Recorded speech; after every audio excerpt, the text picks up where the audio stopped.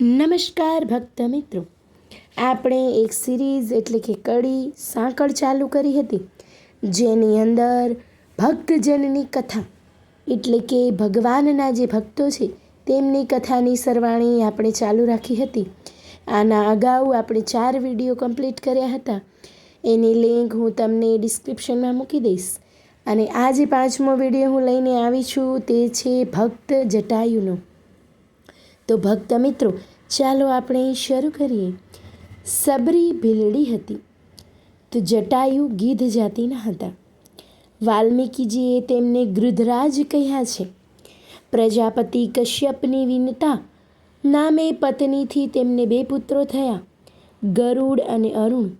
તેમાંથી અરુણને 2 પુત્રો થયા, સંપાતિ અને જટાયુ. કહે છે કે સંપાતિ અને જટાયુ મહાબળવાન વીર હતા. એક વખત એમણે હોડ બકી, કોણ સૌથી વધુ ઊંચાઈ સુધી ઉડી શકે. બંને ઉડ્યા, સૂર્યમંડળ સુધી પહોંચી ગયા. ભગવાન સૂર્યનારાયણના પ્રચંડ તાપથી તેમના શરીર બળવા લાગ્યા. મોટા ભાઈ સંપાતિએ પોતાના લઘુબંધુ એટલે કે અનુજ એટલે કે નાના ભાઈ જટાયુને સૂર્યતાપથી બચાવવા માટે પોતાની પાંખોમાં તેમને સમેટી લીધા. પરંતુ સૂર્યના પ્રચંડ દાહક કિરણોથી તેની પાંખો બળી ગઈ. તે લંકાના સામે કિનારે ભૂમિ પર પડ્યા અને ત્યાં જ વસી ગયા. જટાયુ દંડકારણ્ય વનમાં પંચવટીની નજીક જઈને રહ્યા. જટાયુ ગિધરાજ હતા. તેઓ મહારાજ દશરથના મિત્ર હોવાનું કહેવાય છે. શ્રી રામ, લક્ષ્મણ, સીતાજીએ પંચવટીમાં વાસ કર્યો. જટાયુએ પોતાનો પરિચય કરાવ્યો. શ્રી રામ અત્યંત ખુશ થયા. જટાયુને પિતા સમાન આદર આપતા રહ્યા. પોતાના મિત્રના પુત્રને નિજ પુત્ર સમાન માની તેઓ તેમની રક્ષામાં તત્પર બની રહ્યા. પછી તો રાવણ પંચવટીમાં આવ્યો. તેમણે સીતાજીનું હરણ કર્યું. તેમને લઈને તે આકાશ માર્ગે જઈ રહ્યો હતો.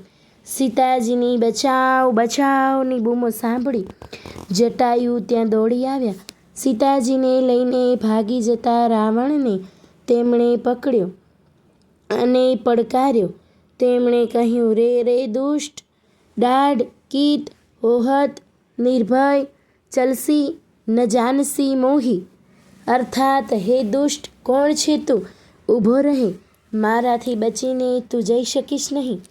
સીતાહરણ પ્રસંગે તો જટાયુ અત્યંત વૃદ્ધ થઈ ગયા હતા, પરંતુ તેમણે મહાબળવાન એવા રાવણનો દ્રઢતાથી સામનો કર્યો. તેઓ રામ ભક્ત હતા. તેમણે વિચાર્યું કે રામકાજમાં આ વૃદ્ધ દેહનો અંત થઈ જાય તો મારો આ દેહ સાર્થક બને. તેમણે રાવણને હંફાવ્યો. રાવણે વિચાર્યું કે જટાયુનું બળ તેની પાંખોમાં છે. તેણે ગિધરાજની પાંખો કાપી નાખી. મહાત્મા જટાયુ પંખહીન બની ભૂમિ ઉપર પડી ગયા. તેમનો ઘાયલ દેહ લોહીના ખાબોચિયામાં પડ્યો હતો. તેમના પ્રાણ જવાની તૈયારીમાં હતા. છતાં એવી અવસ્થામાં પણ તેઓ મુખથી રામનું નામ લેતા હતા. તેમને સંતોષ એ વાતનો હતો કે તેમનો આ નશ્વર વૃદ્ધ દેહ શ્રી રામનું કામ કરતાં કરતાં ઘાયલ થયો હતો. મન મહુ ગીધ પરમ સુખુમાના, રામ કાજ મમ લાગે પ્રાના.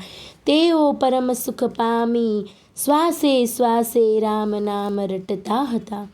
માયાવી મૃગ બનેલ મારીચને મારીને શ્રી રામ પંચવટીમાં ગયા. સીતાજીને ન જોયા. શ્રી રામે માનવ ચરિત્ર દેખાડ્યું. તેઓ વિલાપ કરવા લાગ્યા. પછી બંને ભાઈ સીતાજીને શોધવા નીકળ્યા. તેમણે ગિધરાજના મુખમાંથી નીકળતો રામધ્વનિ સાંભળ્યો. બહુ દુઃખ ભૂલીને જગદાધાર શ્રી રામ તે દિશામાં દોડી ગયા.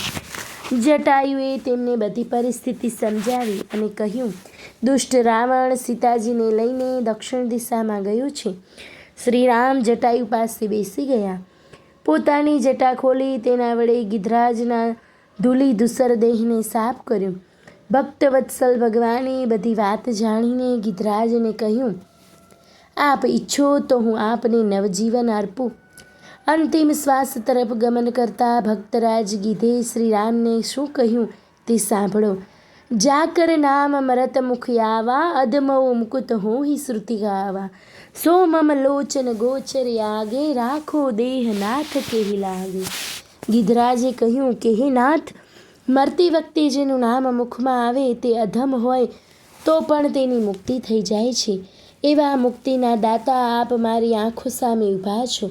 કહો સ્વામી, હું મારો દેહ શા માટે, કઈ વસ્તુની પ્રાપ્તિ કરવા માટે રાખું?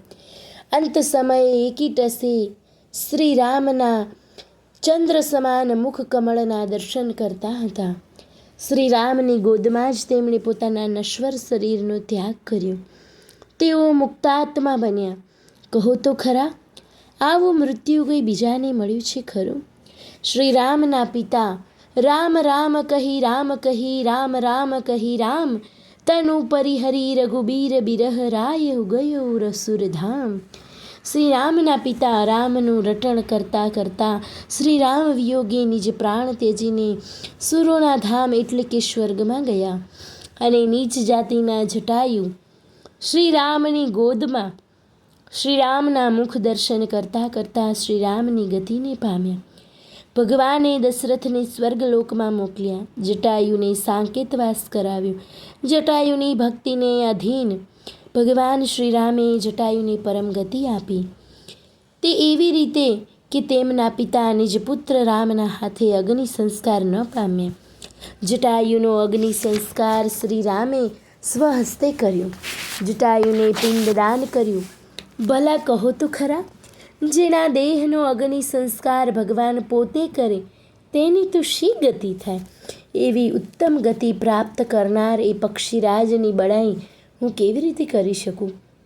શ્રી રામે સ્વયં તેમની બડાઈ કરતા આ શબ્દો કહ્યા છે કે રાજા દશરથ શ્રીમાન યથા મમ મહાયશા, પૂજનીયશ્ચ માનયશ્ચ તથાચમ પગતેશ્વરઃ। અર્થાત મહાયશસ્વી મહારાજ દશરથ અમારે માટે જેટલા માન્ય છે તેટલા માન્ય અને પૂજનીય પૂજ્ય અમારે માટે આ ગિધરાજ છે। ગિધરાજ જટાયુની પુનિત કથા અહીં પૂરી થાય છે। તો બોલો શ્રી રામચંદ્ર ભગવાન કી જય। શ્રી રામ ભક્ત ભક્ત જન જટાયુની જય। ધન્યવાદ ભક્ત મિત્રો, જો આપ લોકોને વિડીયો ગમ્યો હોય તો લાઈક કરજો, ચેનલને સબસ્ક્રાઈબ કરજો અને બેલ આઇકન દબાવવાનું ભૂલતા નહીં।